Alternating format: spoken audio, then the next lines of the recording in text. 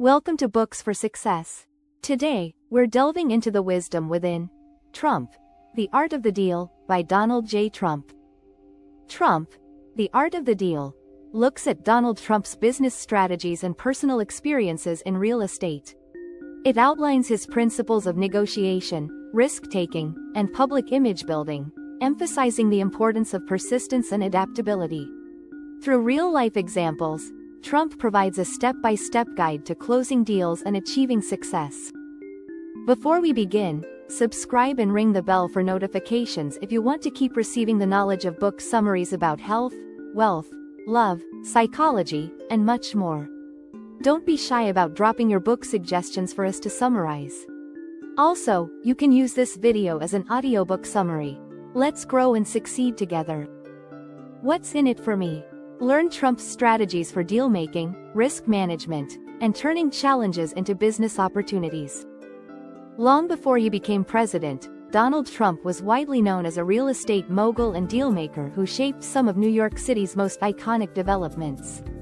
He built a reputation for transforming high-risk projects into major successes, navigating complex negotiations, and leveraging his personal brand. Whether it was reviving crumbling hotels or pushing through bold real estate ventures, his approach was marked by persistence, adaptability, and a hands-on leadership style. In this summary, you'll learn how Trump approached deal-making, handled negotiations, and turned daring ideas into reality, always with an eye on seizing opportunities and controlling outcomes. Ready to step into a day in the life of Trump, the businessman? Let's go. Chapter 1: Trump's early business style and strategic flexibility. What was life like for Donald Trump throughout the 1970s and 1980s? During this period, his days often began early, around 6 in the morning, with a scan of the newspapers before heading into the office. Trump's approach to work was far from traditional. He avoided rigid schedules and structured meetings, preferring a more spontaneous, flexible routine. For him, the real excitement came from making deals, not just for financial gain, but for the thrill of the process itself. A good example of Trump's business instincts in action is his intervention in the case of Annabelle Hill, a widow in Georgia on the verge of losing her family farm after her husband's tragic suicide.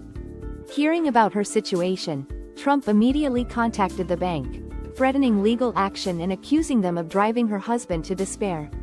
The bank quickly backed down, and Trump raised $40,000 to cover her debts, even pledging to cover any remaining amount himself. His swift, no-nonsense approach resolved the issue and garnered media attention, showcasing his ability to turn challenging situations around with bold, decisive action. Trump's routine was filled with phone calls and impromptu meetings, and he often had 50 to 100 calls a day. His spontaneous style allowed him to handle multiple projects at once, whether it was overseeing construction at Trump Tower, managing the renovation of Central Park's Wallman Rink, or making investments in Holiday Inns. By staying involved in the details of his various projects, Trump could react quickly to changes and seize new opportunities as they came. When it came to business negotiations, Trump also emphasized flexibility. In his investment with Holiday Inn hotels, for example, he kept several options open: taking control of the company, selling shares for profit, or letting the company buy them back. By keeping his options fluid, Trump could maintain control and choose the outcome that best suited his goals. Quick, decisive, adaptable, that was Trump's early business playbook. His hands-on involvement and passion for the process were all part of his ability to recognize and capitalize on opportunities in real time. Now let's take a closer look at Trump's philosophy when it comes to making deals. Chapter 2: Success in Real Estate and Deal-Making. In the 1970s, Donald Trump was just beginning to make his mark in Manhattan real estate. One of his first big moves was acquiring an option to purchase the Penn Central rail yards. Initially, his plan was to build middle-income housing with government financing. But when the city's financial problems derailed public funding, Trump didn't dwell on the setback. Instead, he shifted his focus to a new idea: promoting the site as the future home of a convention center. His persistence paid off, and the city ultimately built its convention center on that very site. This ability to adapt and maximize options became a hallmark of Trump's deal-making strategy. One of Trump's guiding principles is to protect the downside in any deal.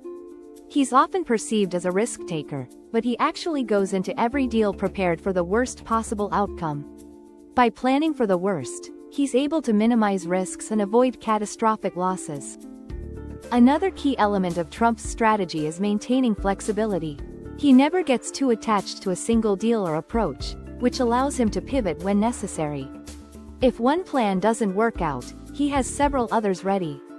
This mindset helped him navigate early deals, like his acquisition of the rail yards, and continues to serve him in complex projects.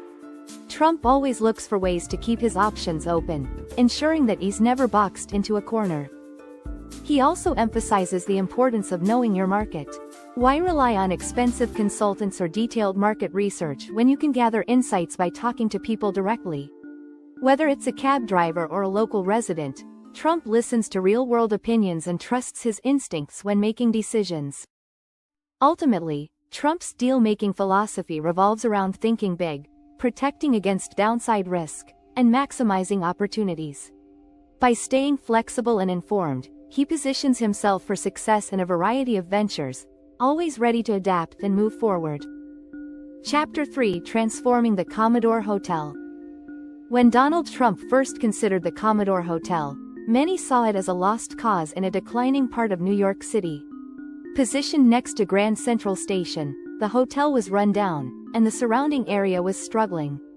Where others saw decay, Trump saw opportunity. He noticed the steady stream of affluent commuters passing by daily and believed that with the right vision, the Commodore could be transformed into a thriving success. Trump saw potential for a complete transformation. He quickly moved to secure an option on the Commodore, allowing him time to put together a deal without risking too much of his own money. His plan involved renovating the old, gloomy building and covering it with a sleek glass facade to give it a modern appearance. To bring this vision to life, Trump partnered with architect Scott and secured the backing of Hyatt Hotels, who were looking to establish a flagship location in New York. The next challenge was finding financing at a time when New York City's economic outlook was bleak. Trump, alongside real estate broker Henry Pierce, presented the banks with an ambitious vision of how the Commodore could revitalize the neighborhood. But that wasn't enough. Banks were hesitant to lend, even with Hyatt as a partner. Trump's breakthrough came when he successfully negotiated a 40-year tax abatement with the city, arguing that the project would create jobs and save a deteriorating area from further decline. This tax relief was the key to convincing lenders to support the project. Even after securing financing, Trump faced criticism from competitors and city officials, who questioned the fairness of the deal. But Trump remained firm, insisting that the only way to make the project work was with the terms he'd negotiated. The result was a complete transformation of the Commodore into the Grand Hyatt, which opened in 1980 to immediate success. The hotel exceeded expectations, and its reflective glass design, once criticized, became admired for enhancing the surrounding architecture. Through this project, Trump demonstrated his ability to see opportunity where others saw obstacles. His strategic risk-taking, willingness to push for favorable terms, and determination to turn around a failing property helped him achieve a major victory early in his career. Chapter 4: The Making of Trump Tower. At a time when Donald Trump was still establishing himself as a developer, he set his sights on one of New York City's prime real estate locations, the Bonwit Teller Building at 57th Street and 5th Avenue. It was the early 1970s, and Trump, though young, recognized the potential to transform the site into something iconic. His initial approach to Franklin Jarman, head of Genesco, the company that owned Bonwit, was quickly dismissed. But Trump's persistence was unwavering. Over the next few years, he continued to follow up, staying on Jarman's radar until financial troubles forced Genesco to sell assets. This opened the door for Trump to secure the property. Once he had the opportunity, Trump moved strategically to assemble all the elements necessary for the development. First, he secured a partnership with Equitable Life Assurance, the owner of the land under Bonwit Teller, which gave him full control of the site. Next, he negotiated with Tiffany & Company, whose air rights were crucial to his vision for a much larger building. Convincing Tiffany's owner, Walter Hoving, who highly valued trust in business, was another milestone. Hoving agreed to sell the air rights on a handshake, underscoring the importance of personal relationships in closing major deals. Trump also faced the challenge of obtaining zoning variances and financing for the ambitious project. Working closely with city planners, he navigated the regulatory landscape to maximize the size and visibility of the new building. His efforts paid off, and he ended up attracting top-tier retailers and buyers. Trump's ability to generate excitement and value around Trump Tower became a defining factor in its eventual success. One of the key lessons from the Trump Tower project is the importance of persistence and adaptability. Trump overcame numerous challenges, including initial skepticism from city officials and public controversy over demolishing Art Deco sculptures from the Bonwit building. Yet, through persistence and strategic thinking, he realized his vision for Trump Tower, which would go on to become one of the most successful and iconic buildings in New York. The story of Trump Tower shows the power of staying determined in the face of obstacles, seizing opportunities as they arise, and building strong personal relationships to achieve success. These principles were critical in transforming prime real estate into a globally recognized landmark. Chapter 5: Building Success in Atlantic City's Casino Industry. In 1975, a news report about a strike in Las Vegas caught Donald Trump's attention. Despite Hilton Hotels owning more than 150 properties, just 2 of their casinos in Las Vegas accounted for 40% of their profits. That moment revealed the immense potential of the casino industry to Trump, prompting him to investigate the opportunities in Atlantic City, which was considering legalizing gambling at the time. When the referendum passed in 1976, property values skyrocketed, but Trump waited, choosing patience over speculation. By 1980, a prime piece of boardwalk property became available, and Trump saw his chance. The site was strategically located near the convention center, but it came with complications, legal disputes, fragmented ownership, and holdout owners. Where others saw obstacles, Trump saw opportunity.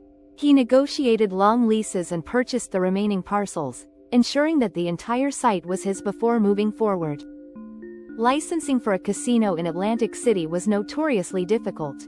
Trump observed how companies like Playboy and Caesars faced hurdles, often requiring a sacrificial lamb, an entity that bore the brunt of regulatory challenges, to secure approval. Unlike others, Trump wanted a completely clean process, so he waited to begin construction until after securing his license. That way, he wasn't vulnerable to any regulatory setbacks. His strategic approach paid off, and he received his license in just 6 months. An unexpected opportunity came when Michael Rose, the chairman of Holiday Inn, approached Trump about partnering on the project.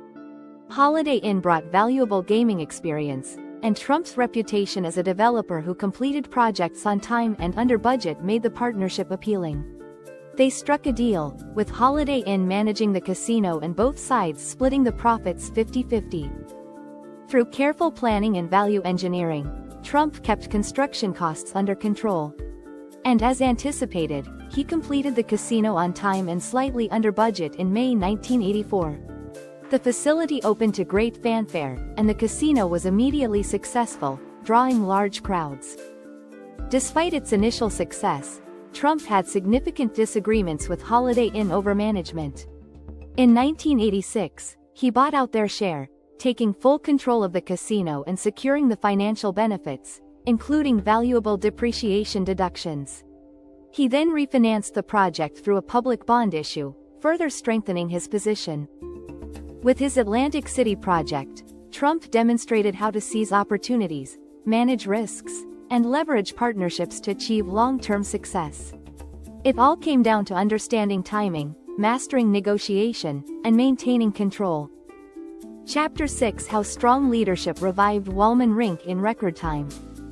Donald Trump scoffed as he read a New York Times article reporting that New York City was restarting the renovation of Wollman Rink after 6 years of failed efforts and millions of wasted dollars. Frustrated by the city's inefficiency, Trump compared the ongoing failure to his own successful completion of Trump Tower in the same time frame. He felt compelled to take action and wrote to Mayor Ed Koch, offering to personally finance and rebuild the rink at no cost to the city. Koch initially brushed off Trump's offer, saying the city didn't need his money and couldn't accept it even if they wanted to, citing legal hurdles. But this only fueled Trump's determination. With media support building, the mayor quickly reversed course, granting Trump control of the Wallman Rink project. Trump's approach was simple: get the job done quickly, efficiently, and correctly.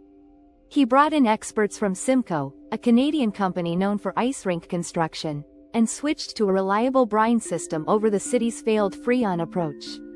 From the start, Trump emphasized hands-on leadership, visiting the site daily and holding contractors accountable for deadlines and costs. The city's prior efforts were riddled with incompetence. They'd installed pipes on a sloped base, used faulty concrete, and allowed critical delays. Trump's team fixed these issues swiftly, coming in under the $3 million budget and completing the rink in just 4 months, well ahead of the city's 2-year projection. His attention to detail and firm oversight ensured that the job was done efficiently and professionally. The rink opened to the public in November 1986 with a grand celebration, featuring some of the world's top figure skaters. In its first season, the rink generated $1.2 million in revenue, far exceeding its previous earnings under city management. All profits were donated to charity and the Parks Department. Trump attributes this success to strong leadership, effective project management, and the ability to hire top-tier professionals.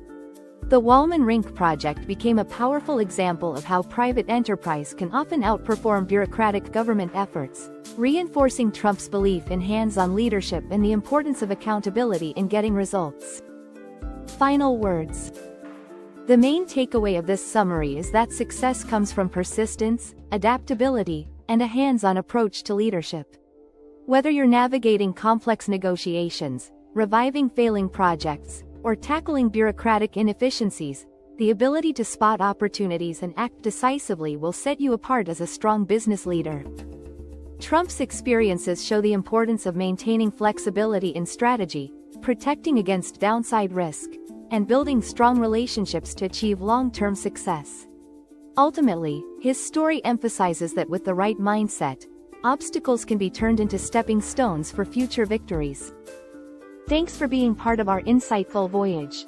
If our summary piqued your interest, we encourage you to dive into the complete book for a deeper understanding.